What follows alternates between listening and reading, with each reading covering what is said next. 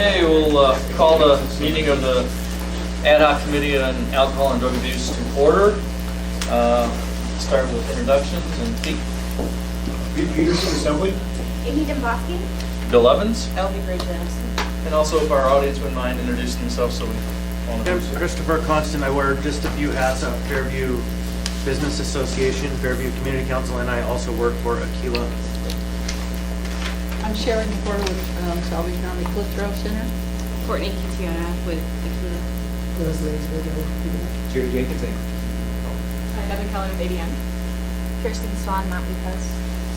Mary Beth Brable with Catholic Social Services and the Anchorage Coalition to End Homelessness.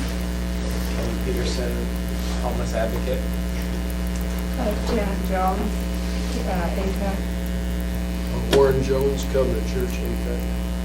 Good morning, Jordan Marshall with Rasmussen Foundation. I'm S.J. Klein with the Fairview Community Council. Terry Tudor with Rural Cap Support Housing Division. Eugene Haberman, I represent myself. Mark Lester, ADM. Steve Ashton, Department of Health and Human Services. Jamie Raymond with Clerk's Office. Thank you. Corey Evans, Anchorage Downtown Partnership. Amanda Moser, Clerk's Office. Okay, well, thank you all for being here. If you hadn't got a copy already, there's copies of the agenda on the table. With that, are there any changes or requested modifications to the agenda? Seeing none.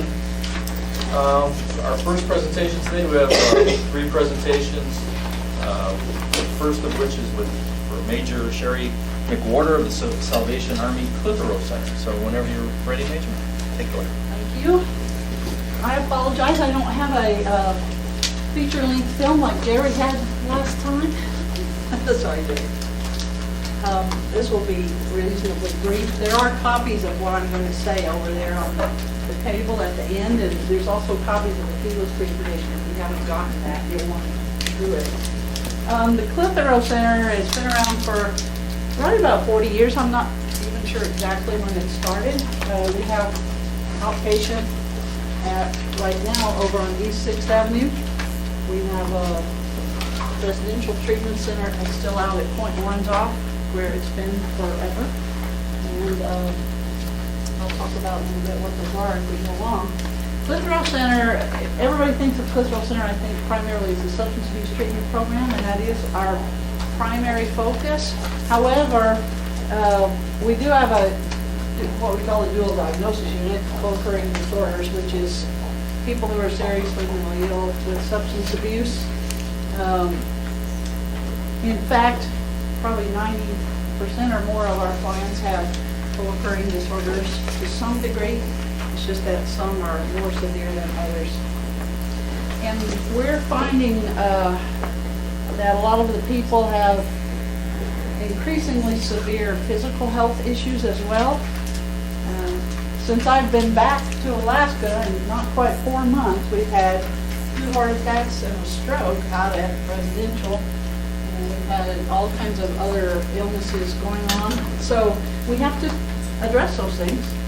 And yes, it interferes with their treatment in a way, but they can't really be successful in treatment unless their health issues are addressed.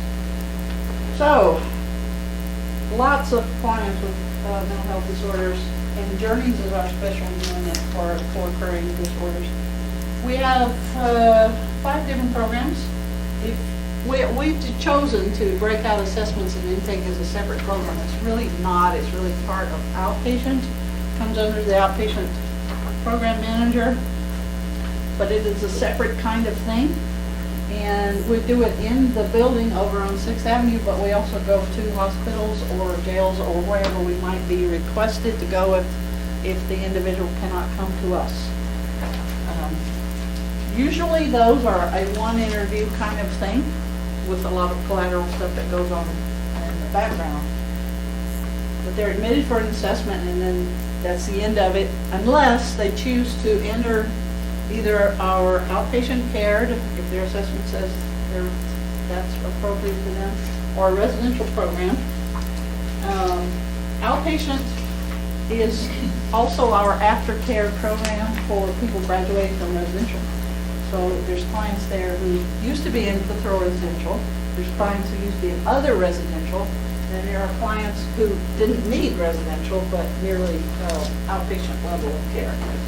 Reflections is a 12-bed unit for women with primary diagnosis of substance abuse, many with mental health and physical health issues. Crossroads is the same thing for men.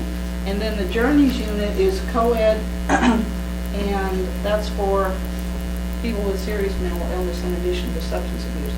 Also, I don't have a figure for you, but a significant percentage of our people are on furlough, which means that if they're not successful in treatment, they go back to prison. So there's special conditions with those people. They can't leave the grounds without a PO with them, etc.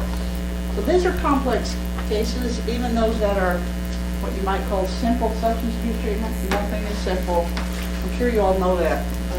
Not telling you anything new. Major report. Yes, sir. Do you want questions while you're going? or- Sure. Thank you, Mr. Chairman. So you mentioned the number of beds you have. Are these officially detox beds? Yeah, we have no detox beds anymore. The only detox beds in town, unless somebody detoxes in hospital, the only beds are at Ernie Turner, and I believe they have, what, 12? Just 12. There's huge need for more, but that's all we have. And they're very expensive. The reason Clintwood doesn't have it anymore is that the funding from the state was inadequate for us to hire the medical staff that you have to have in a detox facility. Nurses are not going to work for $18 an hour, especially with this population, when they can go work in the hospital or a doctor's office or something, get paid more and have more pleasant clients to work with. Mr. Gray Jackson, you have a question? Yes, thank you, Mr. Chairman. Thank you for your presentation. So you have, Reflection is 12 beds for women, only women, right? Right. With substance abuse and lesser mental health, and then you have the same thing for men. What I don't understand is why would you have a joint area for men and women with serious mental health? Well, it's not, it's merely a program classification, because all of the counselors in that unit, the Journeys unit, are master's level with certain amounts of experience. In the other part of the bill, for the other two levels, they may be master's level or they may be bachelor's level counselors. The women from Journeys actually live in the same section with the Reflections ladies. The men live in the same section with the Crossroads. So they're not mixed. They have some things together, but they don't even have meals together. They're separate. Mr. Chairman. Okay, so what you're saying is it's just the actual program up there, and not they don't sleep together and hang out. Right, they better not sleep together. Well, you know what I'm saying. Yeah. But thank you, Mr. Chairman. Yes, it is confusing, and sometimes we get a little confused too, when we think, now, is that particular person supposed to be here or there? Treatment is individualized, but anybody who's run a residential program knows there's a lot of similarity in that everybody goes to process group, everybody goes to certain other kinds of groups. They have individual treatment, individual counseling session for an hour a week, unless there's some emergent thing going on when they need a little bit more. Otherwise, they have 19 or more hours in addition to that in group settings. Some of their group work is life skills training, helping them prepare to return to the community. Our average length of stay, outpatient really varies a whole lot, 3 to 6 months. Usually that tapers down at the end where they're not coming in very often. Reflections and Crossroads is average of 90 days. Journeys is average of 120 days. Again, they may stay another month or even 2, or in some cases they can leave sooner if they complete their goals and if they're doing well. So 42 beds if you add them all together. Our waiting list, our priorities for admission are dictated to us by the state. IV drug users, pregnant women, those kinds of things. So the waiting list prioritization changes every day. If we have a man at the top of the list who's waiting and ready to go in, but we have a pregnant IV drug user come in, she immediately pops up to the top. Also, obviously, we can't admit a man to a woman's bed and vice versa because these are more than one person in the room. So we have to balance those things too. Major report. Yes. How long is the waiting list? That's the next page. We have approximately 118 people on the waiting list, and we reduced, our intake time went down dramatically to 7 days, but now that everything's full, we can do intake, we can do assessment, but until we have a bid, we can't put you in. So there is a significant waiting period. And if you're 100th on the list, we'd help you get over to Akil or somewhere else. But likely, they're full too. So when you say a significant business or a length of time, are you talking 3 months, 6 months, or a few weeks? Well, let's just assume that everybody completes treatment and it takes 90 days. So each bed would come open every 90 days. You know, we had one the other day walk out after 2 hours, so we do have that kind of thing happen. Do you have a percentage on people who actually complete the 90-day program? Well, in the last quarter, which is the data I remember, we had 17 people graduate, which means complete the program, and 17 people left. All of them completed the program satisfactorily. Now, that's not true every quarter. In fact, this quarter we've got the one that walked away already, so it varies.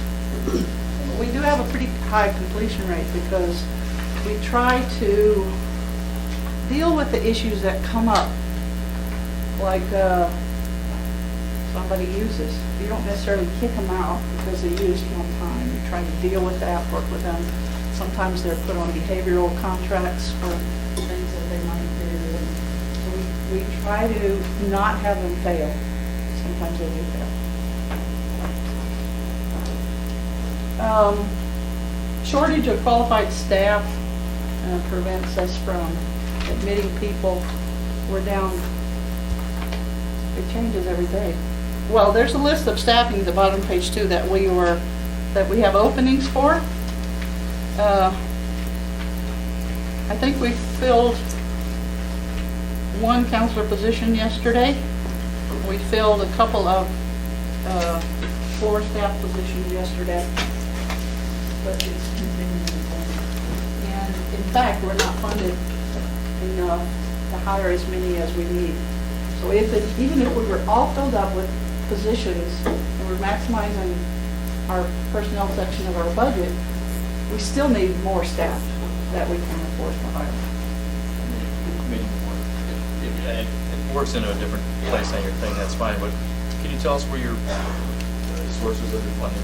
Yeah, from Division of Behavioral Health, it's on the middle of page 2 there. This is our current FY15 budget, 3.2 million from Division of Behavioral Health. Federal Bureau of Probation and Pretrial Services is an estimate. They pay us on a case-by-case basis, but it's very little. We're estimating $6,000 this year. All other kinds of income, $132,000, and then gifts in kind, which is huge and helps us make our match, is largely the Point Warren facility with a fair market value of that, which we pay the muni a much reduced amount. The difference is counted as gifts in kind. We do get other things too. We were fortunate to get a cow and a pig from the fair, from 4-H, and other things that go into that gifts in kind. And how does this budget compare over the last several years? Is this? When I left Anchorage in 2008, in the fall, just about 6 years ago, the budget was over $6 million.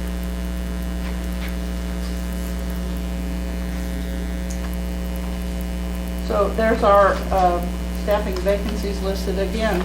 The residential clinical manager and the counselor 2 designation means they have to have a master's degree. Counselor 1 and the operations manager and the community support services specialist are bachelor's level. And the others, except for the psychiatrist, he does have to have degrees. They can be high school graduates with on-the-job training. Top of page 3 mentions the 17 clients that left Swiftboro in the past quarter. That was quarter ending September 30th. they were 100% successfully complete. Now, successful completion of treatment and lifetime sobriety are not the same thing. And many people do relapse. We see them come back through Cliff Row, and some people come to us who they've already been to Aquila, and Aquila sees them that have already been to Cliff Row and Nugent's Ranch. Everybody, there's some cycling of these people, and I really can't give you a percentage of real success long term because it's so hard to keep up with these people. We don't always know where they go. I seem to run into them all over town. Hey, I went through the program. That's good. Barriers to success. Now, when they leave us, I didn't necessarily list these in priority order, but they're all really important. And one of the biggest ones is lack of affordable housing. 60% or more of our clients come to us homeless, and they don't have a job, obviously. And so when they leave us, what are they going to do? It's very hard to find a cheap enough place that they can go into to pay the rent. And we don't have enough places like Carlett Manor or other transitional housing programs in town. Now, some of our furlough clients, many of them go into Department of Corrections supported halfway houses after they leave us, and then they come to us just for outpatient after that. But for the people who are not furloughed, don't have to go back to jail or into a halfway house, what do they do? Does anybody have a solution to this? Tell me now. Another big problem is, of course, they can't find a job. Some of them may never have had a job or never have successfully held a job for any length of time. Others have been quite successful. They used to have their journeyman electrician card or something like that. So they've been out of the job force for quite a while, and they have to re-enter. And when people see on your record, prison record, substance abuse treatment record, that just makes it harder to find a job, especially that will pay you really a living wage. Lack of medical care, we were just talking about that before the meeting started. The great majority of our people do not qualify for Medicaid. They do not have the money to purchase plans under the Affordable Care Act. And so except for the Native people, they are uncovered medically.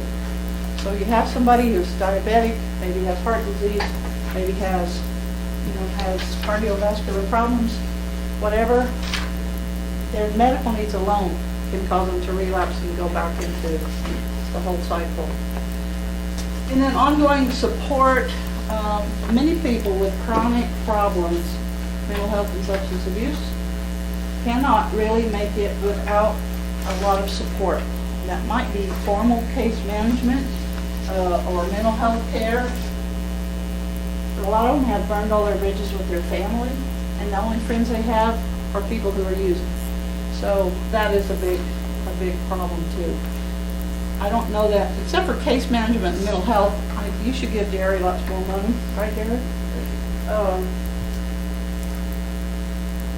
The ongoing support in terms of family and stuff like that, it's not something that you get funded for. But these other things are spots in our system that need additional funding. So I put 3 little stories on here, which you can review at your leisure if you want to look at those. Any other questions? With respect to the medical care, has there been any change in that since the Affordable Care Act? Are you able to plug people in to get medical care where you couldn't before? If we had expanded Medicaid, we could get them all signed up tomorrow. But the basic individual plans on the system are above the financial means of our people. I would assume that's true of many of these agencies. So if you're too poor to buy a plan, but you don't qualify for Medicaid and you're not Native, you just are out of luck. Questions? Anybody? Okay, thank you. Thank you. Our next presenter is Rosalie Nadeau from Aquila. Give us a different treatment perspective. It's a little different treatment perspective. I'm going to give you a couple minutes of our history because I've discovered that although I've been in Aquila almost 23 years and Aquila is 40 years old, people still say, oh, I know, Aquila House over there in Midtown. Well, yes, but no. We have kind of an interesting history. You can take a look at it. You also have a copy of this. We moved into this current place in 1981. And Aquila House has been there ever since. But what happened is the rest of the system grew. We have a large outpatient program. We have a specialized residential program for women. And then statewide, we have programs in every single prison in the state. And we have 4 community-based outpatient programs that are specifically for prisoners who are coming out of prison. They're usually in halfway houses, but not always. And so we have one in Palmer, here in Anchorage, one in Kenai, and one in Juneau. And we do a mental health program for prisoners in the prison in Ketchikan. So we become very diverse. Chris, next one. Okay, I brought this just to show you how diverse we are. Every Little Star is not a program, but is a community where one of our programs exists. And there are a lot of them everywhere. There's some things that I think are important. We have the highest substance use rate in the nation. And that where I, a public official, would concern me. I would be looking at what are we doing wrong? What can we do to help turn this tide? I don't really have answers for that, but I do know that we all pay an enormous amount of money. We have the highest FAS. Every FASD baby is $1 million baby, minimum. We're talking that kind of cost to raise them. And if you look at what it does to our native population, they have 3.5 times the rate of the general population and 7 times the rate of the national population. I don't have to tell you people about the public inebriates on the street in Anchorage. Chris? We got this from SAMHSA. It's about 4 years old, but I thought that you would like to see what this says. This is lost corporate productivity, traffic crashes, criminal justice, health care, and public assistance. That's what substance use costs this state. And we've given you a copy of the McDowell report. It's a great report. It's a scary report when it talks about what it costs us to support this. Here in Anchorage, there are 2 fairly large substance use providers that serve the general public. We have Salvation Army and us. Cook Inlet tends to serve the general public, but focuses primarily on its native population. South Central does the same thing. Volunteers of America does outpatient and residential for youth. And then there are some private providers around the city who do generally outpatient. I don't think any provider who is a private, non-governmental supported program does residential, not in Alaska anyway. We do this. We do outpatient. We do outpatient services for families. We're involved with the therapeutic courts, and a lot of those are family court oriented. So the emphasis is to try to put that family back together and keep the children out of the OCS care. Aquila House Residential. Unlike Cliff Rolls, ours is a co-ed facility. They don't sleep together. They have separate bedrooms, but they are there together. They live together. They partake in services together. When I started working in Aquila, we had 40 people in treatment. This year, we're funded for 18. That's a significant increase. Our grant, and I always use this as my example, Aquila people are not eligible, Aquila House people are not eligible for Medicaid. We can't, there's a federal law that says if you have more than 15 in a residential program, you are not eligible to receive Medicaid, even if your clients are eligible for Medicaid. You as a provider cannot do it, and that's a federal law. So in Aquila House, we're not eligible to receive Medicaid, even if our clients were eligible for it. Most of them are not, but even if they were, we could not accept it.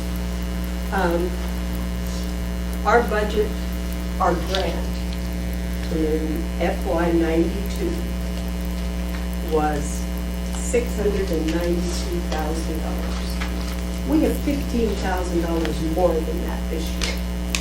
And we have that, and it's a one-time shot, because we received that $15,000 because it was called a performance increment. We were doing a good job by the basis of the state, and so we received an extra $15,000 for that program. The base is still at $692,000. We do Stepping Stones Residential. That's a great program. I would invite all of you to come out and take a look at that. We have women who live in these little apartments, 2-bedroom apartments, with their children. So what we've discovered is that, I don't know why it took us a while to figure it out, but we had all of these really dysfunctional women, many of whom had not had their children with them for some time, some never, and they get admitted there, and then OCS has 30 days to relocate the children with them. So in that program, yes, we're doing substance use treatment. We have an on-site daycare. We have child development specialists there. We have a child psychiatrist involved. Those aren't grant funded. They are eligible for Medicaid, and so it helps pick up the cost that way. But the children's services are not grant funded at all. So we have to come up with the money to do that, either through their own Medicaid or some other source. But we see it as absolutely imperative. These little kids have had horrendous lives. So if we don't do some extra things for them, they're going to follow in mom's footsteps. We're going to see that pattern repeat itself. We think that in that program, we keep them about a year. We also do a lot of household training. How do you cook a meal? How do you buy groceries? And we take them out grocery shopping and they buy their own groceries. But we prepare menus and we have them work on preparing menus where the dietitian comes in and works with us. It is substance use, but with a whole family involvement to it. When I took over that program, I walked out there the first time and we had women who had 6 and 7 children in these little 2-bedroom apartments. And I said, Mary, we're not doing this anymore. 2 children. The only difference there is if someone is pregnant and has a 3rd baby while they're in treatment, they can keep that baby with them and still keep their other 2. So occasionally we'll have a woman with 3 children, but one of them is a brand new baby. That works a lot better. It's better for the kids, it's better for the mom. I don't know how if you have 6 or 7 children running around in a little tiny apartment, you could possibly work on yourself and independent treatment. So we ended that. We do case management. We have transitional housing. We have a case manager who goes to transitional housing. We were probably one of the early ones. We bought our 14 apartments in 95. And so we've had transitional apartments for almost 20 years. But we don't have enough. Nobody does. The therapeutic court I mentioned. And then we do mental health services. Some here, but most in our Ketchikan office. But here in town we do some. And then we lean on Jerry to do the rest. The challenges we see, we met with the director of Division of Behavioral Health last week. He told us we're going to have a reduction in lack of treatment funding, reduction and some programs will be cut, told you. We don't know what those are, but we're not a stupid group of people who run these programs for the state. We know there are going to be some significant cuts. Aquila we have 20 unfunded beds now. In this community, there's a lack of detox. There's new money on the street. No one knows how it who it's going to go to or what it will be. It's a 2-year funding proposition that the Paul Foods and the Fairview Community Council got appropriated. It's come out now in the form of a grant. The grant is everything to everybody. It's got housing vouchers in it, but those are statewide vouchers, so we don't know how that will work if we end up trying to get more of those to people in the Fairview area. But even if we picked up a lot of really intoxicated people there, we have 12 detox beds in this community. There are 24 in Fairbanks. And again, there's no money for the group that we're talking about when we talk about the street people there. Those people are not eligible for Medicaid. We anticipate there will be some consolidations. We don't have any idea what those will look like. In the meeting we had with the commissioner, with the director last week, we talked a little about it. And I think that's going to cause the city to make some tough decisions. If Medicaid expands, funds available for treatment expand too, because they have money to pay for it themselves. We have that chronic inebriate money that's still there that nobody knows for sure what's going to happen with that. We have worked hard, Community Mental Health and Aquila have been working on some ways that we could collaborate. We've done a little bit with staff. We're looking at how do we combine some of our services so that we do a better job of splitting money. But I will tell you who run the city that it is a real challenge for you. It is also a real challenge for those of us who run these programs. It is an overwhelming problem in this state. There is no question that this is a state that has a major substance use problem. But we're cutting the funding that we've had to support it. Housing is a big, big problem.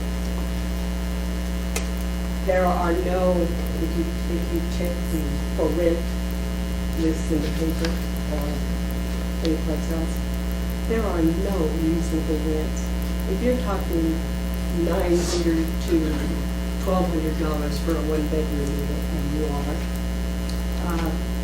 somebody who is lucky if they're on a minimum wage job is really hurting to pay in a place like that.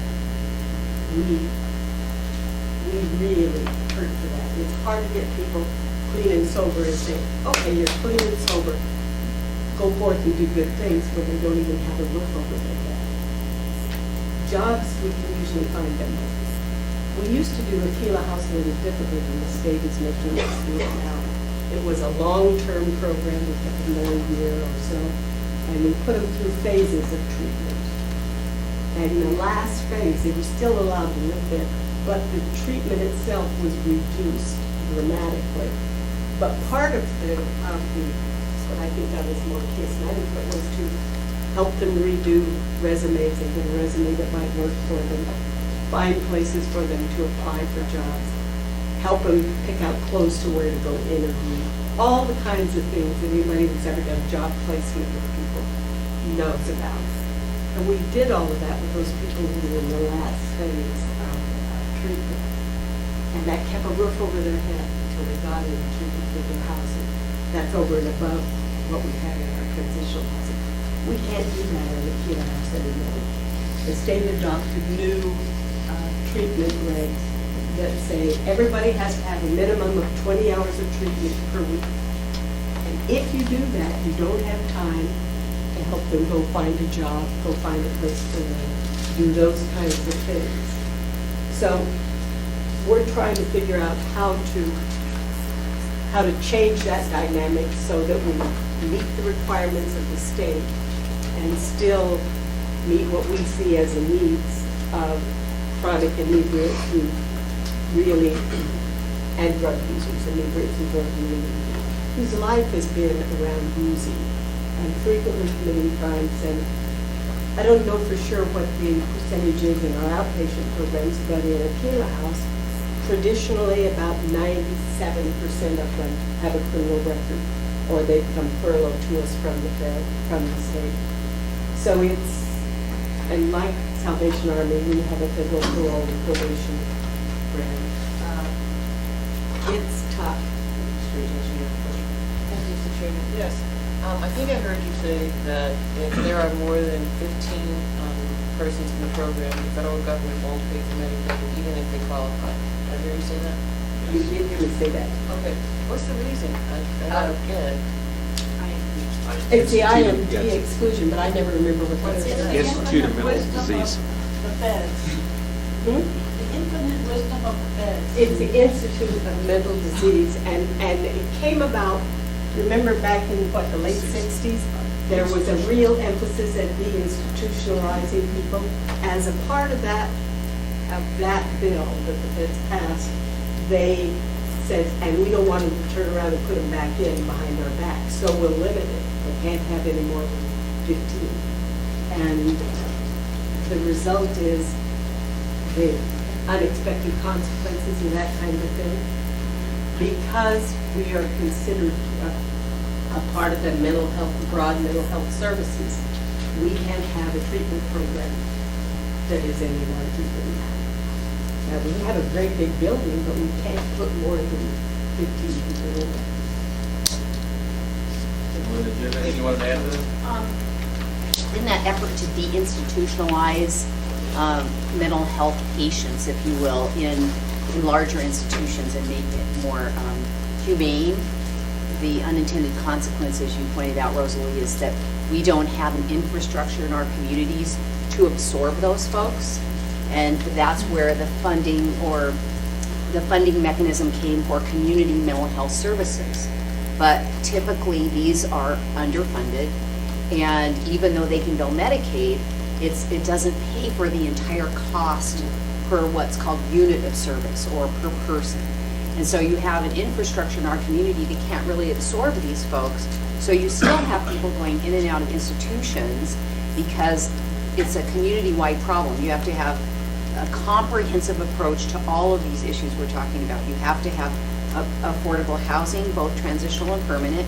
You have to have adequate levels of detox beds, short-term treatment, outpatient, inpatient treatment, as well as employment programs to be able to employ people with a very lengthy, sometimes criminal background. So this whole effort at deinstitutionalization, however noble the idea might have been, the actual practical application was very, very inadequate, as we see in Anchorage as an example, because we deal with most of these problems in Anchorage. So that's why you can't have over 15 beds, because it's too institutionalized. Yeah, You can have them, you just can't bill Medicaid.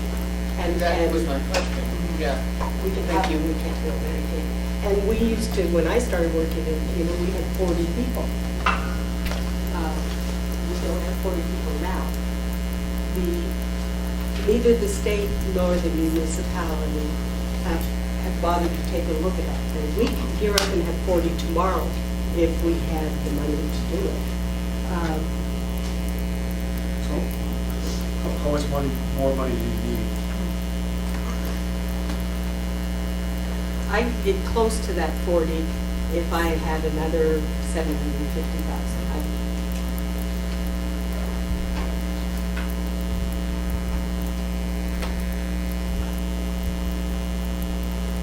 You would need that 750 every year.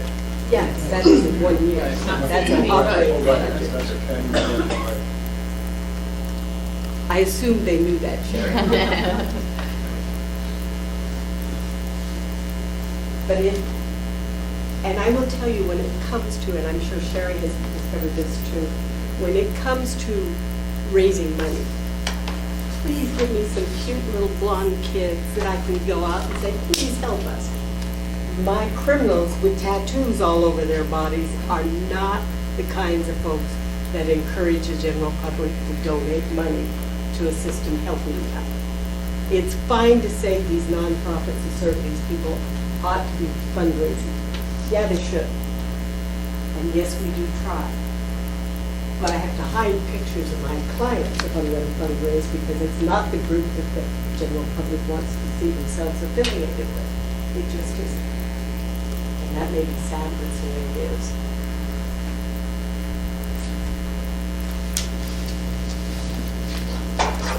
Is that the end of your presentation?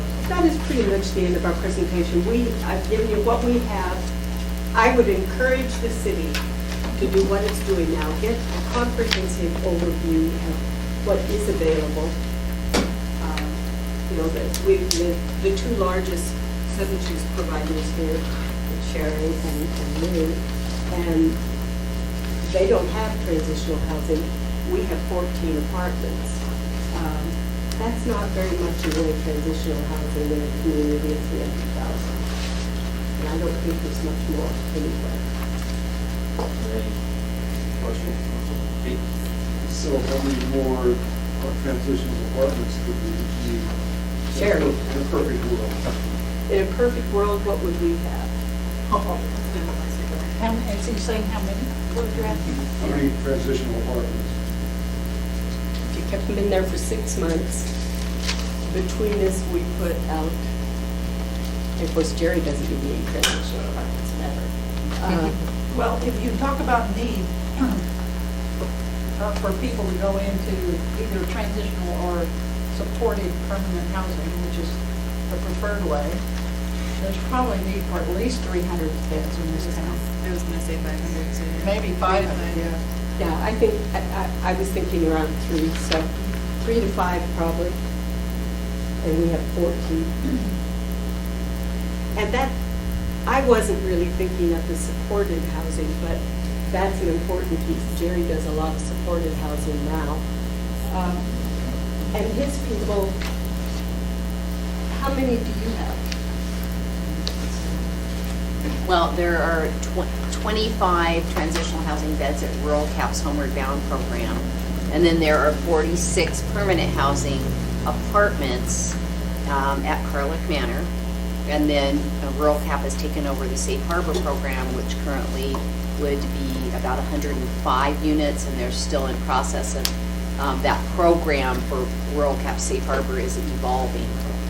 Yeah. And then we just added 9 new units in Front Park. So it's about 223. And you can take children in some of those, right? And when I was talking about the number, that's in addition to what we already have. So when you, Yeah, thank you, Mr. Chairman. A question on a comment that Melinda made. I heard you say that Royal Cap took over Safe Harbor. I knew that that was being talked about, but I thought that Royal Cap needed $750,000 in order to do that. So are you saying that you got the money, that they got the money to take over? I think that's evolving, that request is evolving, and they're analyzing the types of programs that they can operate, which type of housing is most appropriate for the operating dollars, so they need to answer that. But yes, they were short depending on Medicaid billing and a lot of different factors that contribute to the financial feasibility of that So project. it's working out. Because the last meeting I was at here, there was questions about where you're going to get the money to take over Safe Harbor. So my point is, if it's said and done, I'm really not going to be there. We're expecting it to be very successful. Well, excellent. Thank you, Mr. Chairman. And that means programs like us will now have some beds we can send people to once they complete treatment. But we're fixing it now, and it's been a long time getting there. But I think Safe Harbor already has a waiting list as well, don't you? Yes. Okay. And depending on the type of program, the type of housing program at Safe Harbor, if it becomes permanent housing, then we don't have this flow into that you can take transitional housing. Currently, it has been transitional housing, but there is a great need for permanent supportive housing. So We're looking towards next summer, for some of them to be turned from transitional to permanent houses, permanent supportive housing. which is HUD's preferred method, and that's where their funding's all going. We have a real gift in the new director over at Health and Social Services. Because she is so knowledgeable in this field, and this is really the the human service problem that the community faces. And when I first started doing this kind of work, I was founding director of Clare House. That goes back a day or two. The city did all the social services, and then it evolved and went to the state. While I understand the why of that, I think that the council is going to have to get on board and see what the city is doing now, because they're going to spread whatever money they have out over the state. And there is a prevailing theory within the Department of Health and Social Services that says, well, Anchorage could do some of their own. And that may not be right, but believe me, that theory is there, and it impacts what we get funded for, obviously. And we have a statewide budget of about $18 million.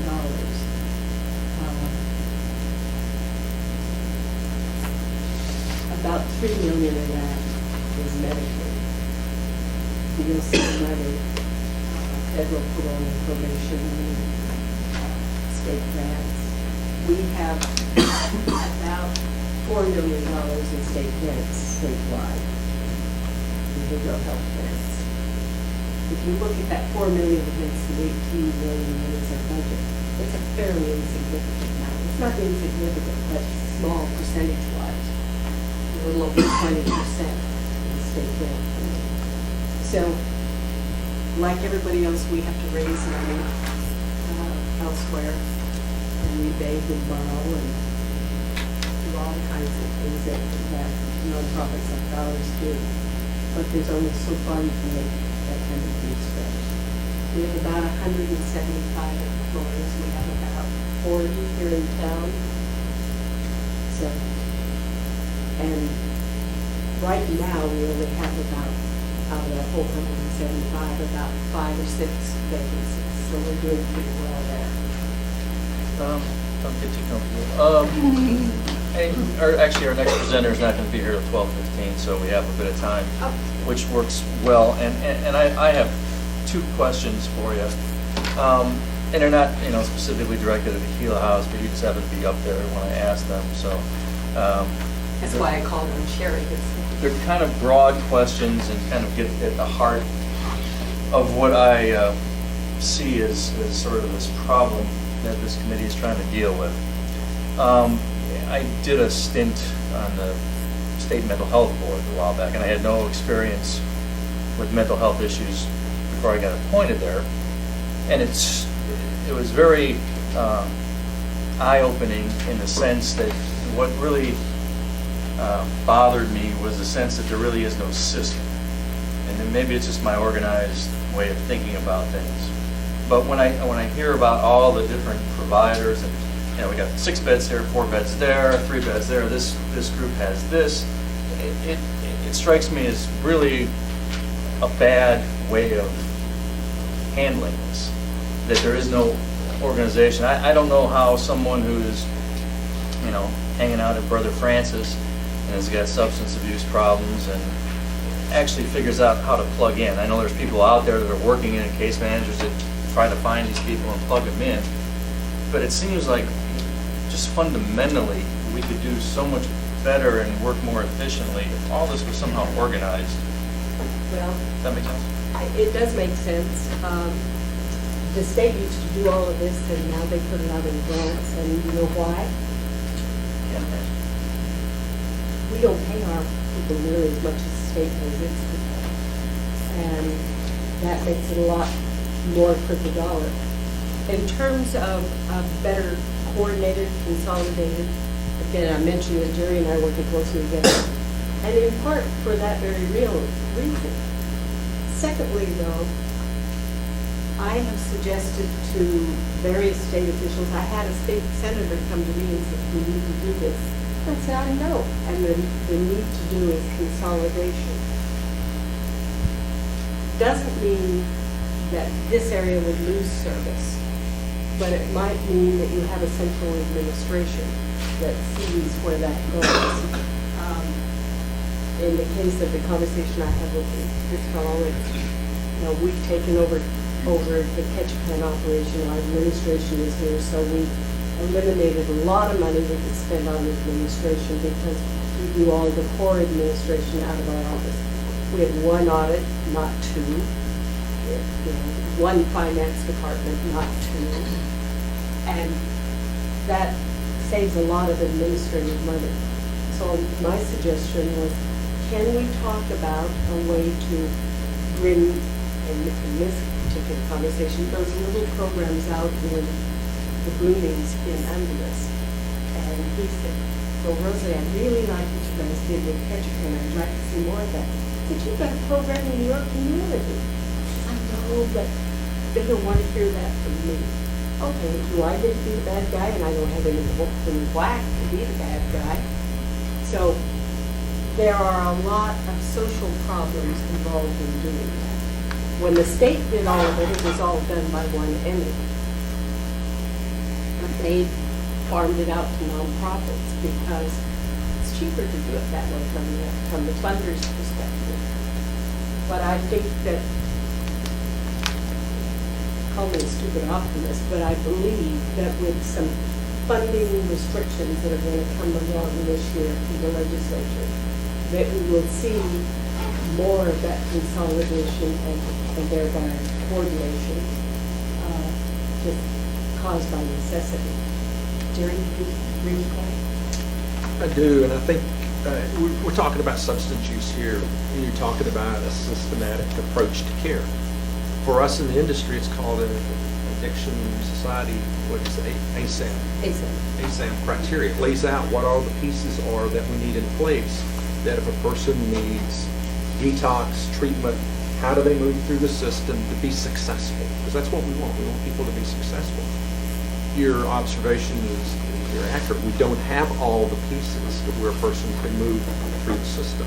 You go to a hospital, you have surgery, then you go to post-op, and then you do the step downs. There's a process for that. We have some pieces missing.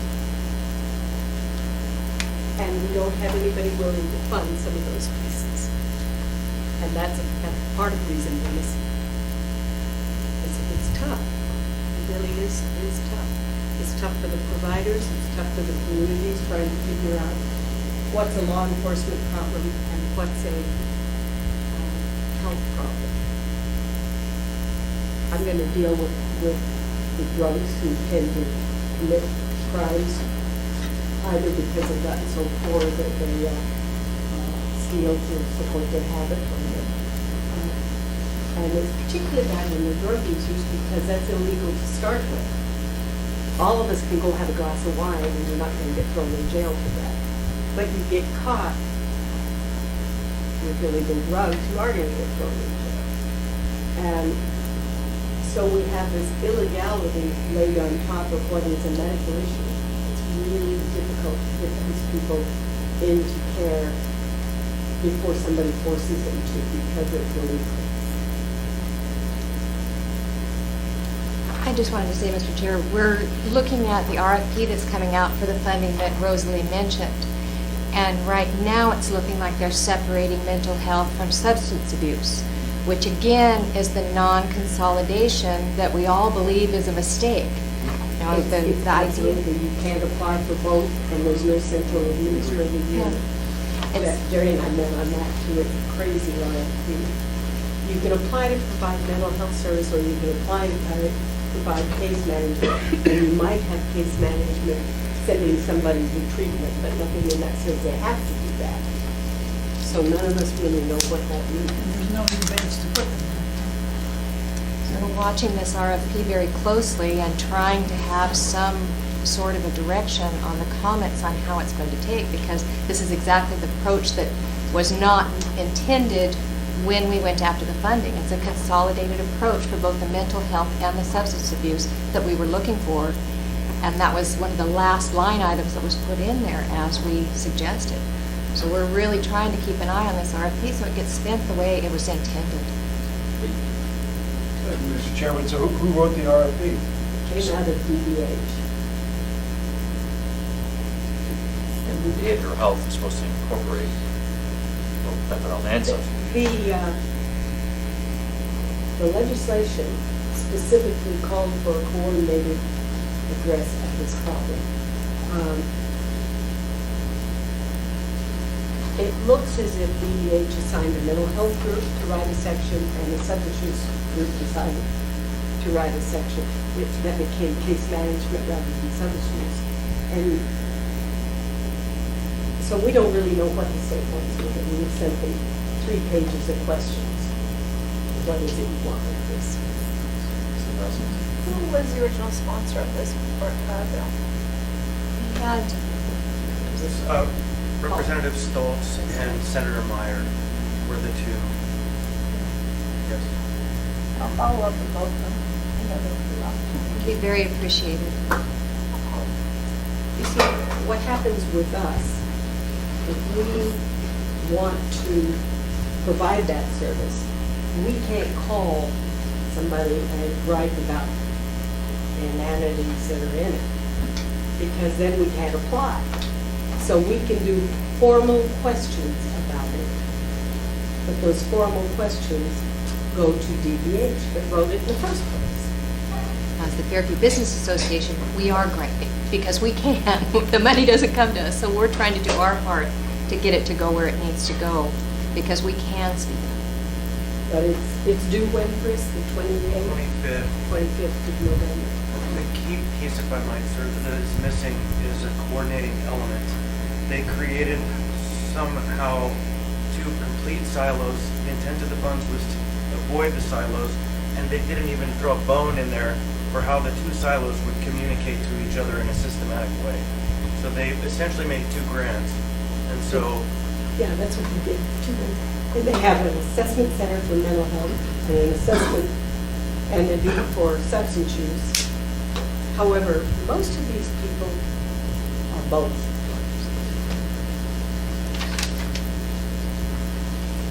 The good news is it's not too late to have an influence in the process. I saw the letter that the business association. We're working on, yeah. Can I say one thing that she's done? I did not mention, Salvation Army has another substance abuse treatment program in town that many of you know about. It's called Salvation Army Adult Rehabilitation Center. It's over on 48th Avenue. There's 61 beds in there. And it's a different sort of model. It's work therapy. They work all day through our thrift stores. And then their treatment happens in the evenings and on weekends. They're solely supported by the Salvation Army thrift stores that you see around. That's where all of the thrift store revenues go. Their budget is, I don't know exactly, it's about $3.5 million. So they take, I guess what I would call simple substance abuse cases. They will not take somebody who's on psychotropic medication or who has severe disabilities. So it's a subset of the overall population. It's kind of the easier one from the provider's point of view. The healthier of the drugs. Yeah, but that's 61 beds that should be factored into the count of overall service.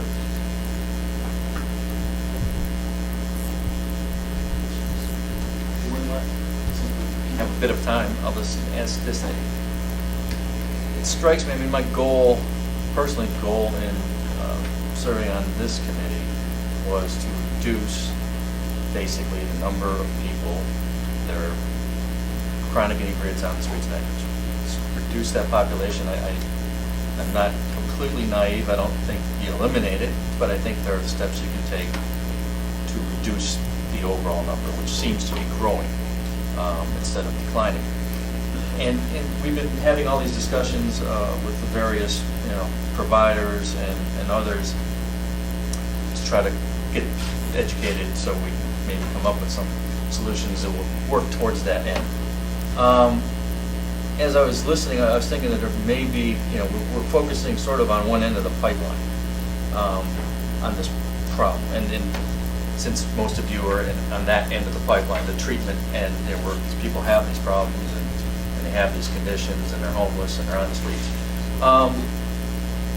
Is there any, should we be talking or considering any options at the other end of the pipeline? Because I think we can increase funding, well, I'm going to say we can, if we could increase funding for your programs, get you back to even where you were in 2008 or wherever, which would be nice. If we can do that, that'd be nice. We get back to the same position. We reduce some of this, but we still have this sort of this chronic problem. I gotta believe there's another end to the pipeline, to where people get to this condition in this state. Are there organizations out there, we should be talking to, or ideas that kind of try to stop the flow before it even gets to the point where people need treatment and get to you folks? Does that make any sense to anybody? Chris? I have a couple of specifics, if it's appropriate. The one group that isn't here right now, and I haven't seen here, maybe they haven't been invited, is the Alaska Native Justice Center, and also the group Partners for Progress. They have been part of our discussions all along, and some of the services that they provide, in particular the Alaska Native Justice Center, they provide a prevention program for young adults that is Prime for Life is the model that they use. And so any intervention that's done in a strategic way to a young population is of value. And the other piece that we've talked about in several occasions is that there's a younger cadre of people that are starting to move into the streets. And these individuals are angrier and more energetic, and and I'm not a clinician, but in some clinical opinions that I've heard, are more ready for treatment. That they are good targets to identify and try to move through treatment because they have yet to enter the phase of their life where they're end stage and chronic, right? They still have some fight in them. And so it's really that those two organizations haven't been here, and I would suggest that they be here. And then an approach that looks at those younger people would be really wise. We see that you have the chronic alleviation, and we tend to think of that as the old guy, or sometimes it's the old woman also, who has been drinking forever and is on the street. Awful lot of them have done cognitive brain damage with their drink. So they are not really good subjects. We get them cleaned up, we can get them a job. They may never be eligible for a job. The best we can hope with a lot of those people, if we get them cleaned up enough, we can maybe help get them onto SSI, ASF, SSPI, a support system, and that helps get them eligible for housing certificates and into potentially housing. When they get cleaned up and dry, many of them don't want to go back into drug again, but they have no place to be. And yet we can't treat them like the majority of the users I have in my program, because I have people who are going to get well, and they'll be all right if they're well. These are people who are brain damaged by their chronic use, or at least a large percentage of them are. That it takes more than just substance use treatment. Couple responses. I think you raise an excellent point. I'll refer to Ms. Freeman because we've removed the top 200 before. And you're absolutely right, there's backfill. And my best backfill story is at the sleep-off when a 17-year-old wakes up in the sleep-off and says, oh my God, where am I at? I'm going to miss my finals, and had to go to high school. Now that's one end, and Chris talked about it, it's not a static population, it is a moving population. There are frequent flyers. We've taken them out over since 2006, since I've been involved, top 50 4 or 5 times. Okay. Early intervention. Who's coming into the sleep-off? Because that's the central repository. Can we do interventions there? Can we try to stem them with their first pickup rather than their 1,000? So I think it's an interesting, because we've always focused on the other end of it, the frequent flyers. When Carlick opened, there was a substantial drop for several months in the population from averaging about 70 per night down to 40. Well, people were concerned. Where are they at? Well, they were in Carlick. Then you had the backfill. So I think that's a good strategy. Paul Cruz tells me that in their neighborhood over in the Fairview area, that they have chronic about 200. It isn't necessarily the same 200 because, as Jerry said, some of them leave, but a new group fills in that spots. But there's always about 200 of them. And we can't talk about getting rid of that 200 because it isn't that 200. It's a moving target. One more comment, Mr. Evans, if I may. So there are two other organizations that ought to come visit and have a conversation. And that would be Cook and the Tribal Council, as well as us, the South Central Foundation. In our planning, this is from the Keela perspective, we've been in some pretty difficult dialogues with representatives from the Yukon-Kuskokwim Pump Corporation, because there's that uncomfortable topic of that side of the pipeline, that a partnership with the municipality and a local health provider there might be wise to start thinking about. And in our proposals that we've been discussing, we want to have from the very beginning a plank that's established that communicates between the rural and the urban, so that it's not an add-on someday, but that it, at the very beginning of any program, it is an implemented element.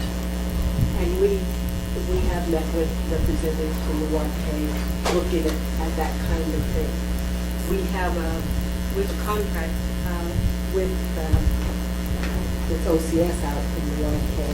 If they send women into our women's program here, and then we ship them back home. So they're not staying here, they're going back home and doing a lot of things that complements and support them and so forth. But I think that's, Anchorage is a mecca. And sometimes they come voluntarily and other times they come because their communities say, we want you out of here. And so they send them to Anchorage. So I think that it is one of the things that Chris is absolutely right about. It's a two-way street for some of the people who end up being chronically. Jesse's here, and while they get him set up, I'll just give you One 1 minute to answer what the concerns are regarding the recent passage of the marijuana law.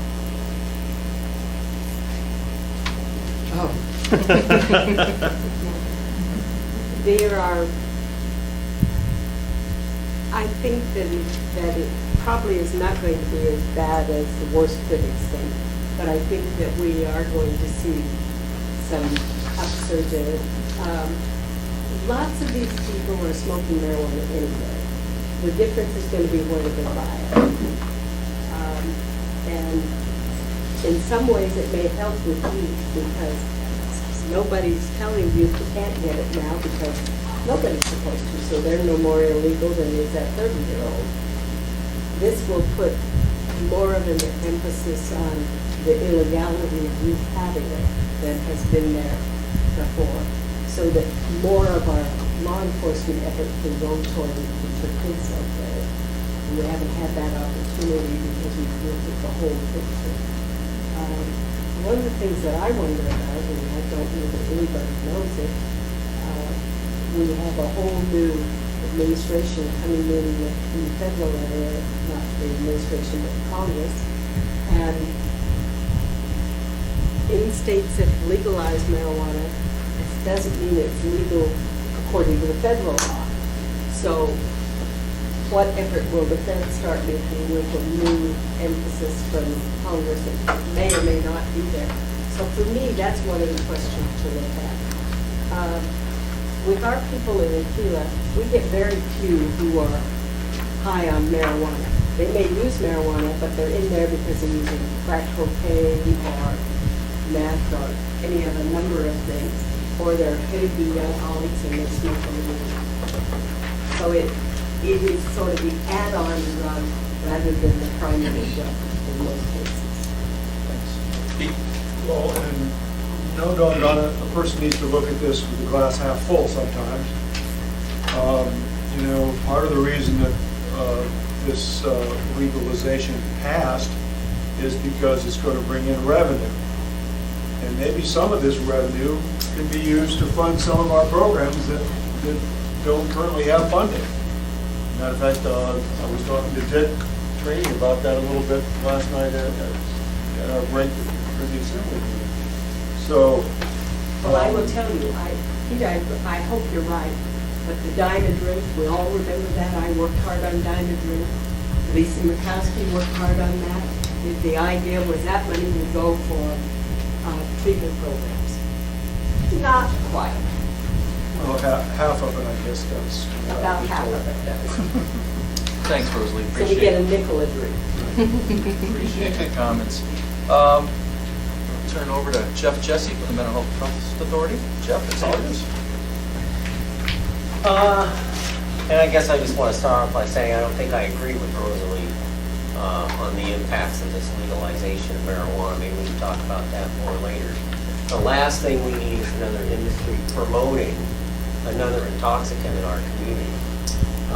And we collect $60 million in alcohol taxes. I'm sorry, $40 million in alcohol taxes.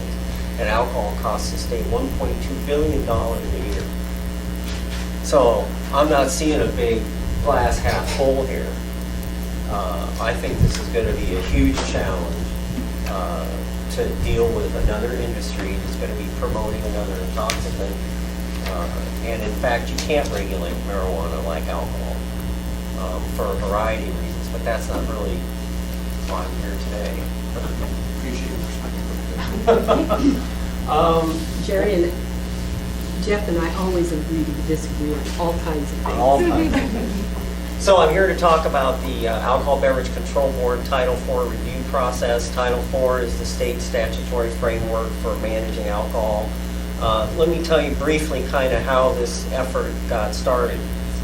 You may recall a couple of years ago, the alcohol industry started pushing to move the Alcohol Beverage Control Board from public safety to commerce, community, and economic development.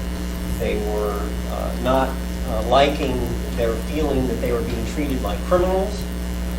They wanted to be in a department that would support and enhance the industry as the positive economic engine that they believe that they are to the state. In the course of that debate, a couple of things became apparent. One is that Title IV has not had a full review ever, really, since inception. And the way Title IV has evolved over time is that our basic structure is a population-based limit on licenses. And what would happen is when the industry would run up against one of those limits, they'd find a legislator that they could talk into doing a special purpose piece of legislation to add some new license type and description so that they could basically continue to increase the number of outlets. And so we have catering permits and recreational site licenses and duplicate licenses, and my personal favorite, which is the remote military contractor license. If you're building a facility for the military in a remote location, you get a license to provide alcohol to your employees. So that's how Title IV evolved as a statutory framework. Simultaneously with that, the Alcohol Beverage Control Board, which consists of 5 members, 2 from the industry, 1 rural representative, and 2 public, made a series over years of very questionable decisions on licensing, which led to a lot of anomalous results. For example, the duplicate license statute says that if you have more than 1 bar in a building and the bars are in a separate group, you can get a duplicate license. The best example is Chilford Charles. They have 1 beverage dispensary license and a number of duplicates because they have additional bars in the same building. Well, that was okay until Alyeska wanted to have duplicates, despite the fact that they have bars in the hotel, 1 at the 7 Glaciers and 1 a couple miles away at the Sitzmark. Well, they have 1 license and then a bunch of duplicates. Well, that's not what the statute provides for. And if you go talk to Jay Ramras, who has at Pikes, has a hotel with a license, a parking lot he owns, and a restaurant with a license. You see now these 2 businesses are treated totally differently because he had to have 2 licenses, but Alyeska's sitting there with all of these duplicates. And it goes on. I won't go through all of the bad decisions that the board has made, but let's just say there are enough grandfathers around to, pack a senior center. So what we did is sit down with the board and say, look, okay, fine, you were successful in getting this thing moved to Commerce, but we got to fix the statute, first of all, and second of all, we've got to do something to get more consistent decision-making out of the board. And so it's really unprecedented nationally to have public health, public safety, and the industry trying to work together to try to compromise and solve these problems. So this is the mission statement of the ABC board: to control the manufacture, possession, sale of alcoholic beverages. They have pretty broad authority to manage alcohol in the state. The purpose of the Title IV review was to take all of these different stakeholders and update it, get rid of the inconsistencies that have been created over time, and then also aid the board in being able to have a more consistent view of how to administer these laws.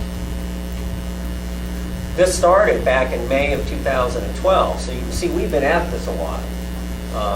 And that's when the stakeholder group was formed. There have been a number of committees, subcommittees that have been working on various areas as we've gone along. These are the 5 committees. There is a licensing committee, role of the board, local option, underage drinking, and internet sales. So those were the 5 main subject areas we were going to deal with.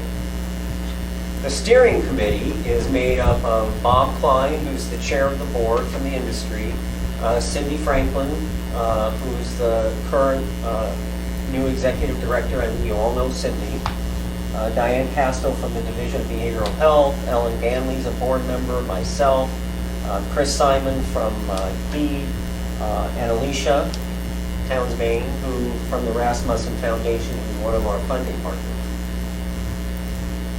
And again, the goals of the process is to balance the interests of business against protecting the public health. And the main areas there are limiting youth access, and then promoting responsible use and reducing the harm of overconsumption, to make Title IV clear and consistent, and then to bring all the committees together. And you'll see as we go through this, nobody is going to be totally happy with the result. The public health, public safety side had to give some room for certain things in order to get some concessions on some other things. So this was absolutely a give and take sort of a deal. I chaired the licensing subcommittee, and as you can see, this is a pretty diverse group. You've got people from the board, you've got the breweries, you've got bars, you've got the distributors, you've got the wholesalers. It's a pretty broad group of folks, and it took us a while to get used to working with each other because we definitely come from very different worldviews on a number of items. The licensing subcommittee started to focus on these 4 main areas: the population limits, duplicate licenses, which I talked briefly about, the license and permit fee structure, and recreational sites. Well, back up. Let me talk a little bit about a couple of those things. Well, for example, let's look at the license and permit fee structure. The board is unique among most state agencies because its budget comes from the license fees that are charged to the licensees. Okay?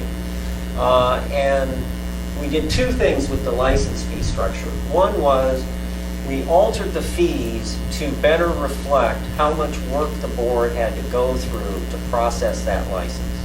Okay? So if it's a new license, the fee is higher because there's more work involved with the board. If it's a renewal, it's a lower fee. The second thing we did was to increase the entire fee structure to raise about $200,000 more for the board. And part of that was because the industry is interested in the board doing more education and training as opposed to enforcement.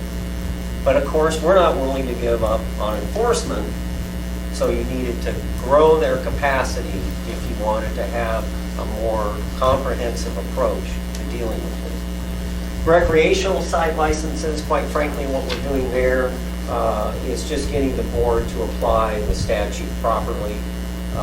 Recreational site licenses, the statute's very clear. It's for events such as baseball games, hockey games, other events which have a season, says that right in the law, has a season, and you can sell for an hour before the event and an hour after. Okay, beer and wine. Sounds okay so far. Well, then the first billiard hall got a license. And you go, well, how does a billiard hall fit into that? Well, that was nothing compared to what happened when the Alaska Club Summit got a recreational site license. No season, no event.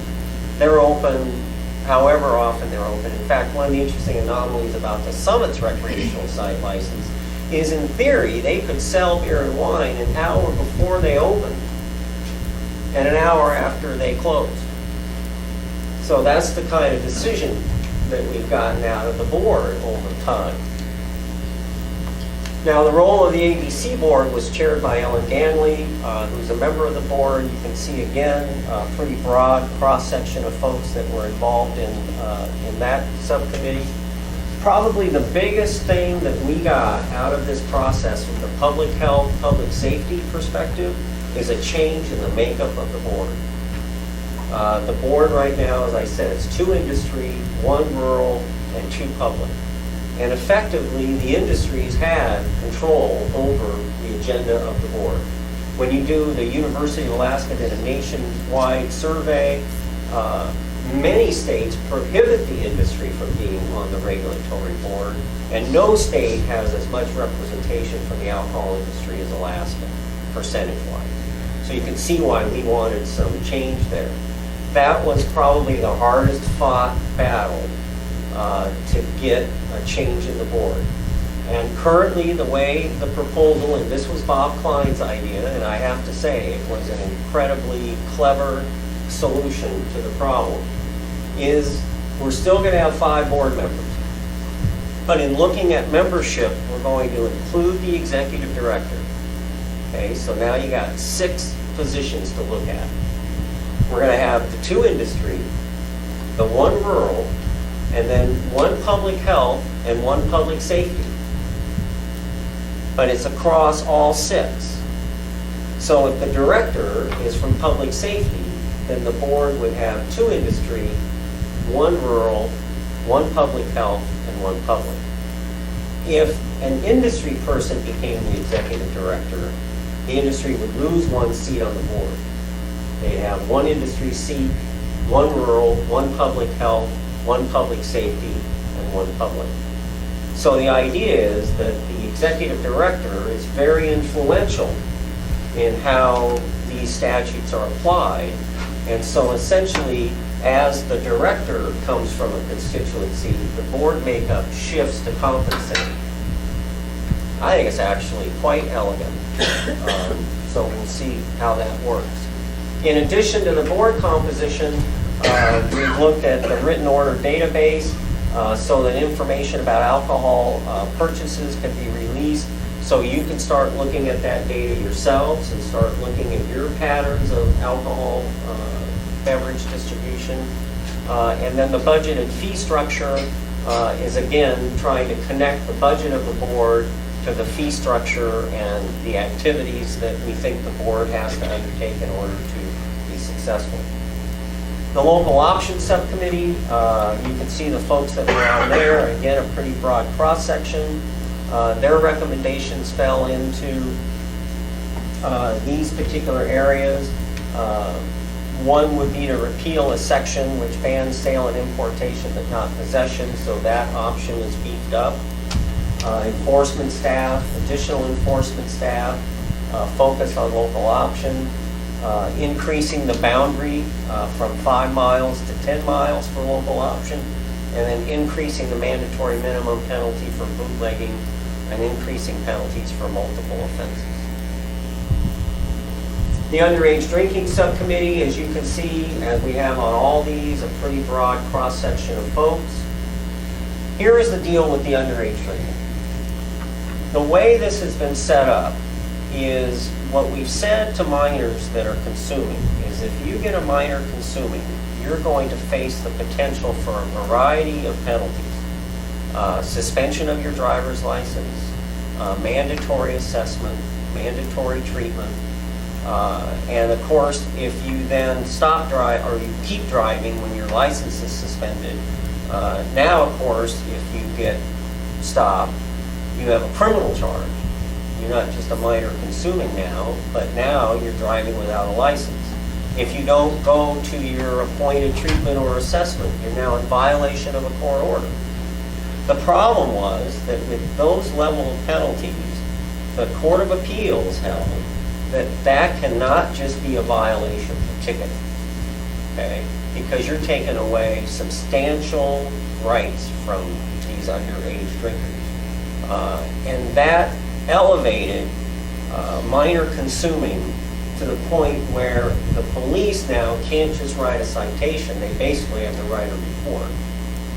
And the added due process on top of it discourages the police from writing minor consuming citations because it's a bigger deal. And so what happens, for example, I live in Southport, when my neighbor's kid had an underage drinking party and the police show up, they're not writing any minor consuming citations. It's Friday night. It's 12:30 at night. They got to get back on the street. So they make sure everybody gets home safe, they contact the parents, and they're out of there. None of those kids had a minor consuming citation. And I'm not blaming the officers. I mean, I totally get that you got to get back on the street. You can't sit there and fill out police reports for 25 kids. So what we're not getting is any enforcement. And it's random whether you get a minor consumer. And, you know, my kids said, look, first of all, Dad, if you go to a party, the chances of the police showing up are pretty low. If the police do show up, you can probably run it. And if you get caught, if you don't give them any attitude, you're not going to get a minor consuming citation. That's not an effective way of trying to deal with minors consuming. So our plan on that is to truly, and this will be somewhat controversial, it's going to be to reduce those penalties to a fine only. So it will become a citation. It's going to be a $500 fine, and you can get it mitigated if you participate in an assessment or a class or treatment. And what we're going to start doing is going after their permanent fund. And if you get a bunch of minor consuming charges, it's going to be a while before you see a permanent fund dividend. And we also believe that parents are going to get a little more invested in this because a lot of these parents are counting on that permanent fund dividend. So it's a different approach. We're also going to change the approach to the licensees. The industry has set this up pretty cleverly, in my opinion. For an employee that sells to a minor, they are guilty of a misdemeanor. Okay? The licensee has no penalty at all. It's all falls on the employee. Compare that to the tobacco area, where the employee gets a citation and the licensee gets a suspension. Okay? Well, what happens in the current system is if I'm a licensee and my bartender sells to a minor, they get charged with a misdemeanor. This goes to the DA. They look at it and they go, no, I am not going to spend the time and money to prosecute this bartender or waiter or waitress for a misdemeanor for selling to a minor. You know, it's not because they didn't read the driver's license properly.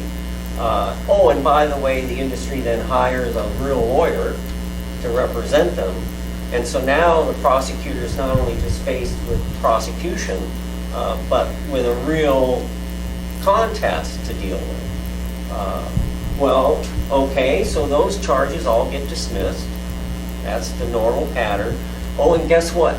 This then doesn't even become a conviction that goes to the board so that the board can look at the conduct of the licensee. So again, we're moving away from overcharging and trying to overdo this by reducing what happens to the employee to a violation, a citation. So there's a fine, all right, but it's not a misdemeanor, and creating some certain penalty to the licensee. But if there are multiple violations, the licensee can mitigate the fine by showing mitigation activities. So for example, one licensee, well, yeah, I send all my employees through the training exercise and they all have their TAM card, and I tell them when they get hired, hey, and by the way, don't sell to minors. You know, and yeah, every once in a while there's a compliance check, and my guys don't always pass. No harm, no foul. Well, if I get 2 or 3 of these, and now the board's, I'm looking at $1,000 fine, $5,000 fine, if I come in and say, you know, that's not all I do. In addition to the basic stuff, I do my own compliance checks. I go get people to come in and try to buy, get underage people to come in and try to buy from my employees. I have video. I put video in the bar so that if there's any issue about over-serving or anything else, hey, I got it on video. You know, you can start to mitigate your penalty by showing that you've gone above and beyond even the minimum requirements. Because we're not trying to just beat the heck out of these licensees. What we're trying to do is get compliance.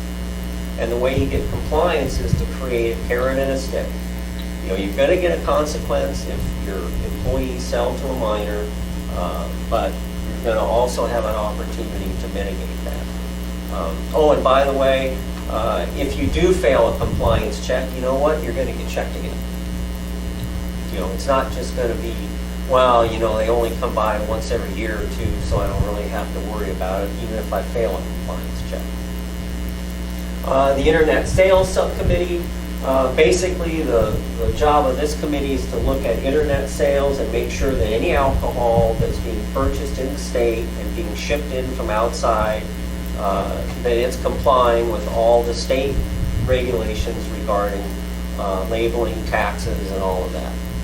Now the next step is we're still putting together, in fact, we rushed over here from the steering committee meeting where we're going to the final recommendations that will then go on to the Alcohol Beverage Control Board, and then we'll start looking at how to get this introduced in the session.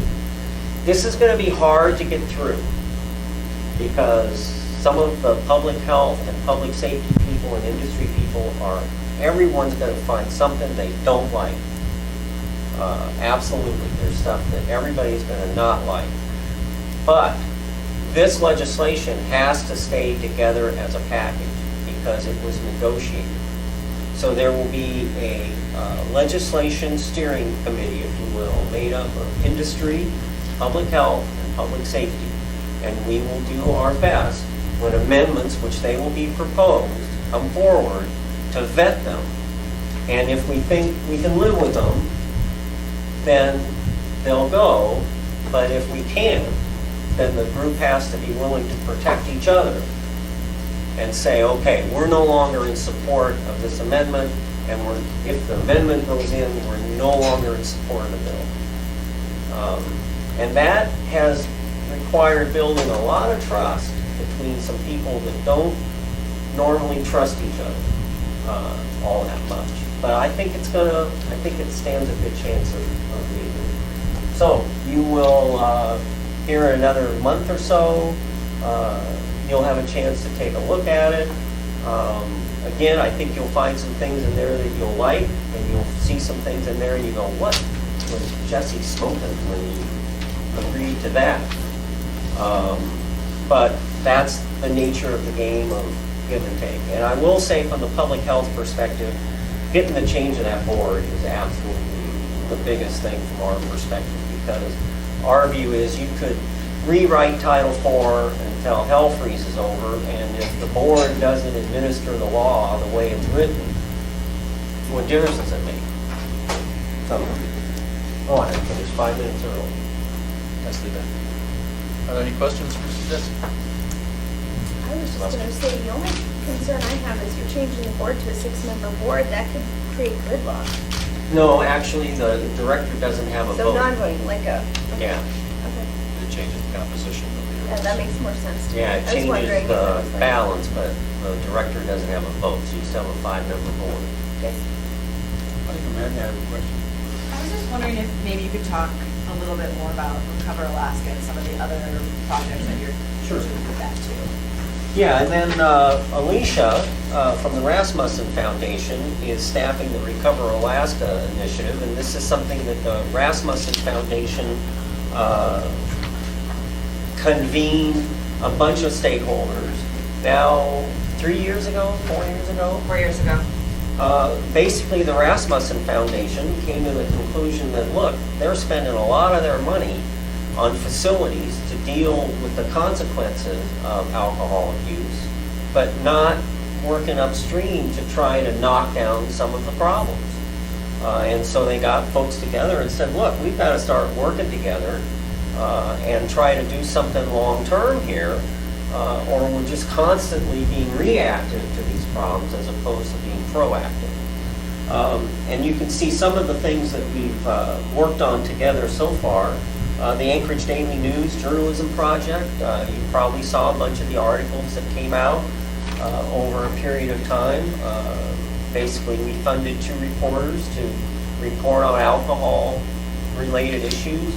We didn't have any editorial control, so frankly, we didn't like everything that got written equally, but when you're dealing with the press, that's the way it has to go.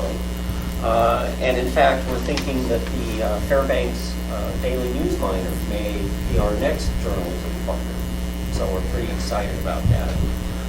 The Alaska Wellness Coalition, there are coalitions all over the state trying to work on alcohol-related issues. This isn't just an Anchorage problem, or even a rural problem. Every community is struggling with alcohol. And these coalitions, we're trying to now support them on a broad level and look at the science around things like social norms. Part of the problem with kids and alcohol is you get this impression that everybody's drinking. And so therefore, if I go drink, it's no big deal because everybody's doing this. Well, in fact, everybody isn't drinking. Most kids don't drink. Well, part of this initiative is to get that out so that kids understand, look, the social norm in your peer group is not to drink. Because kids want to be like the other kids. They want to be normal. And this isn't something we just made up. I mean, people in the rest of the country have had real success in going from this in a positive direction rather than always going at it from the negative. Title IV, we've already talked about. And again, focusing on the Adverse Childhood Experience Study. Are you guys familiar with the ACEs study? If you're not, you need to become familiar with this. This was science that was developed several years ago when some researchers started looking at kids and adverse childhood experiences, divorce, abuse, neglect. And they started looking at, well, how do those negative experiences correlate with what happens to them in their future? And some things were pretty common sense. Well, they're more likely to be addicted to drugs and alcohol. They're more likely to have mental health issues like depression. They're more likely to get into juvenile justice or adult correction. But some of them were really surprising, like a higher rate of heart disease. And what you can see when you look at the research is that the correlation between how many adverse childhood experiences you have and all of these negative impacts is absolutely linear. Absolutely linear. And if you've got 3, your chances of having all these problems goes up X. If you have 5 or more, it goes up Z. Is absolutely clear. And how you then deal with kids can have a tremendous impact. For example, in Walla Walla, Washington, a principal of an alternative high school said, you know, I ran this alternative high school and I had just what you would expect. I get all the kids that get expelled. And they all show up, and, you know, we have zero tolerance, you know, and as soon as they get out of line, we hammer them. You know, in-school suspension, you know, toe the line. And we heard this, and we said, wait a minute, all we're doing is adding another adverse experience to these kids. This is not helping. Now, he has a school that he's graduating about 6 or 7 kids a year. He trains the entire staff. They go to a trauma-informed approach. And instead of them, when a kid comes in and sits down in the morning and the teacher says, yeah, get your stuff out, he says, F you. It's down to the vice principal, but the conversation is totally different. It's Jeff. Boy, that's not like you to come in and, you know, swear at the teacher. What the heck's going on? Well, you know, my mom was drunk last night and beat the hell out of my sister again. You know, it's a whole different way of looking at behavior among kids that have experienced trauma. He now graduates 40 kids a year. Totally changed that school. But Laughlin, our Division of Juvenile Justice, is a leader nationally in applying trauma-informed care to their detention units. And their seclusion and restraint has gone through the floor. And I encourage you to call up and go over and take a tour, because even long-time juvenile correction officers will tell you, this is totally different. This is a totally different atmosphere in here when you start to recognize that much of this behavior is coming from trauma, you know, not just because they're a bad kid with bad behavior and we have to just keep piling on disapproval. So anyway, those are the types of things that Recover Alaska has been involved with. Alcohol is a huge issue in this state. Not only do we have the Rasmussen Foundation leading on Recover Alaska, Mental Health Trust has now made alcohol and substance abuse a focus area. The Matsu Health Foundation has identified alcohol as one of their focus areas as well. They did a bunch of community forums out in the valley. Behavioral health came to the top of the list every single time. And we're committed, and this is a long haul. We're not going to get this stuff knocked down in 5 years or 10 years. But we're in this for the long haul, which is frankly why many of us work so hard on the marijuana initiative, because we really don't need the promotion of another intoxicant. And a decision that you're all going to have to make is whether you're going to allow this in Anchorage.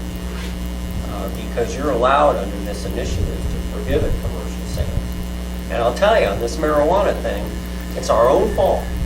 We didn't fix medical marijuana. The only way you can get medical marijuana is to grow it yourself or have your primary caregiver grow it and give it to you, or it comes down in a parachute like the Hunger Games. You know, we haven't dealt with small individual sales between individuals. And they were able to use those problems to get this commercialization and industrialization of marijuana through. And so, you know, if we're going to head that off, we're going to have to go back and solve those basic problems. You know, and I know you know this, your police department is not spending a bunch of time chasing around individual pot smokers. I don't care what they told everybody in the campaign. That's not where your police department spends their time, and we don't expect them to. So we're going to continue to work on that issue, both through the regulatory process and then hopefully in 2 years when the legislature can do something about it, you know, we'll try to get the commercialization part taken back. Mr. Chairman, first off, thank you so much for your presentation. We only have 10 minutes left, and we got audience participation, so I just thought I'd mention that. Thank you for Mr. reminding Chairman. me. Appreciate it. Are there any questions for Mr. Jesse? Great presentation. Yeah, it was Thank very you. interesting. Thank you very much. I have a question. I'm wondering where this board stands on the Red Stripe program in conjunction with the chronic inebriates, and are you dealing with that issue and how it's going to be handled in terms of being able to sell in the package stores and making No, that issue preventative measures there? That issue has not come up in this Title IV process. A follow-on then would be, how do you envision a neighborhood or a community utilizing this new process could in fact create a climate that puts up a few more hurdles for the access to alcohol to this population? Because it's an endemic problem, and this is obviously one solution, is to look at access. Yeah, I think that what you can expect at the end of this, if it works, is more consistent enforcement by the Alcohol Beverage Control Board. And Jeff, I will say in answer to your question that we did discuss the section of Title IV that is sales to someone with a restricted license, and the sanctions group kept that as a misdemeanor, as opposed to many sections where they took the conduct and sort of dialed the sanction back to a ticket level. So there was some discussion around the importance of the Red Stripe license in terms of keeping that, keeping law enforcement having a tool to get those individuals out of the environment, and only having that tool if it continues to remain a misdemeanor offense. Does this look like something that's going to be more of an issue that's dealt with in the future as a board? Well, I think there was a general feeling among all of the stakeholders I perceived a little bit of a feeling of disconnect between how we use that Red Stripe and restricted license. And I'm coming from a unique perspective because I was in court when people were receiving the court orders that resulted in the restriction license. But there's a true disconnect between what happens in court and then who knows out there what has happened in court. And this board was unable to address it, didn't have the tools and the right people in the room to address it. This is a question I've been hearing a lot about and was mentioned. I mean, how does a bar owner know that someone is under court order if they were supposed to go get a Red Stripe license, but the judge didn't require them to turn the license over in court? So they had their license in their pocket. They got the letter from DMV. They went and got the Red Stripe license for driving their car, but they have their pocket license for getting them into the bar. The population I'm looking at is someone that's not driving, someone that is not going to the bar, but going to the package store as a chronic inebriate. And how does that licensee know that that person is in a court order to not be there? That's something that we're pursuing. I don't see any solution to that until the court system gets more electronic and there's more of an awareness of those judgments. But the group was aware that there's some severely hampered enforcement in that area because of lack of information, and that there's no way for anyone out in the general community to know someone is subject to those court orders. One other quick thing is now the municipality gets a refund of some of the license fees, but there's no accountability for it. You just dump it into the budget. Under this new regime, the departments are going to have to actually submit a plan that says this is what we're doing with the money. So we're hoping to get more enforcement out of local police departments because they're actually going to be held accountable for using those funds for alcohol-related enforcement. Thank you again, Jeff. So it is that time for public comments. If anybody has anything they want to share. Sir. Hi, thank you. S.J. Klein from Fairview Community Council. In the first two presentations, it became glaringly obvious that there are gaps in kind of the spectrum of services that we're trying to provide the population we're talking about, and even going further upstream, like with the ACES study that Jeff was talking about. I'd be really interested in hearing this task force kind of spend a session with guests addressing the issue of funding. I mean, it seems like, for instance, the Mental Health Trust Authority has about $40–50 million a year that they direct directly. They also make recommendations to the state on another $200 million that goes to Department of Health and Human Services.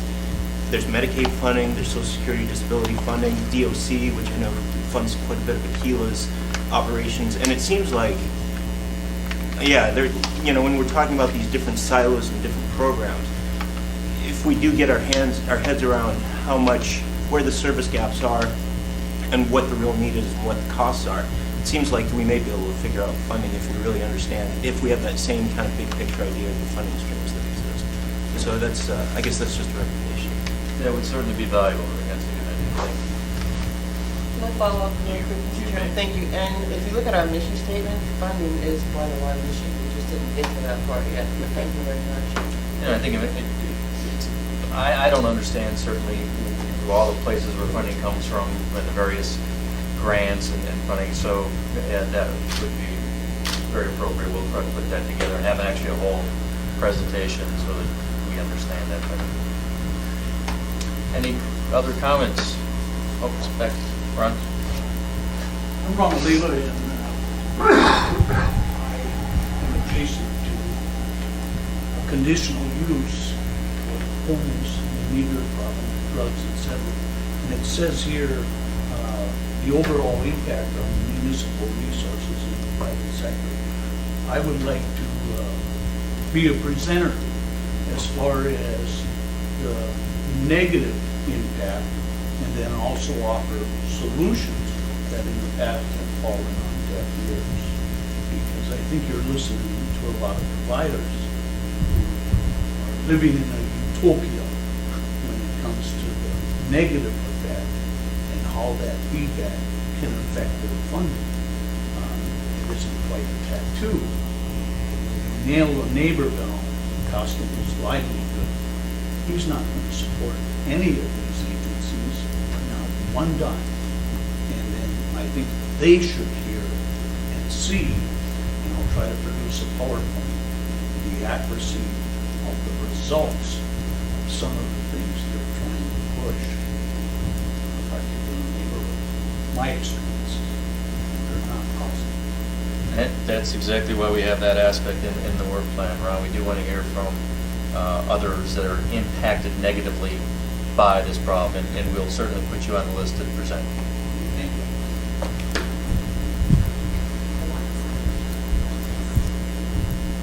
Sign up to be a presenter and stuff? For email? Amanda wants to remind you that if you're not receiving emails from Amanda about our meetings, if you just get her your email address or contact information, she'll put you on our list so we can keep you in the loop.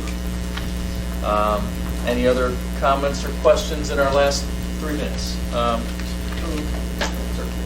want to thank you for what you guys are doing. I appreciate your thought about coordination and so on, because I think that's, especially for this coming project with Fairview and the UVH and so on in the next few weeks, that's important, but I don't think we'll get to that. I was just wondering, though, on the end game, how do you see this playing out when we're done getting this to Well, I mean, I can tell you how this is very broad strokes of what I see. I mean, this first phase that we're going through here is sort of our education phase. We're trying to get as many perspectives and as much factual information from all the variety of sources that are impacted by this problem, so that, you know, the members of this committee are operating out of, you know, with substantial knowledge, because we all come from different places, we all have different knowledge bases. Once we get through this education phase, which is, you know, because we're going, you know, once a month, it's going to take a little while, and that's why I asked for patience in the beginning. The next step of this is sort of the solutions phase, where we will have a number of these meetings in which we try to talk through various solutions. The end game, I see it, as us as a committee putting together a packet for the Assembly's approval that will include a multitude of approaches. Things, you know, as far as advocating for funding from the state, for providing funding from the municipality for various programs, for law enforcement. So it's multifaceted as I see it. It's still evolving. I think, you know, all the members of the committee still don't have clear ideas of what they want. At some point, we're going to put together specific proposals. It may be a wish list, but my goal, my hope Is it something that's practical enough, that comes from enough different sides of this issue, that has sort of broad support, and then we can get something done? If that helps. And anybody else on the committee, it's just not my view, it's collectively our approach that. Ms. Green. Thank you, Mr. Chairman. I just wondered if everybody has a copy of our work plan. Do you have a copy of it? If not, maybe, that would be great. That would be great. Thank you. Thank you. And with that, it's 1 o'clock, and I appreciate you all coming.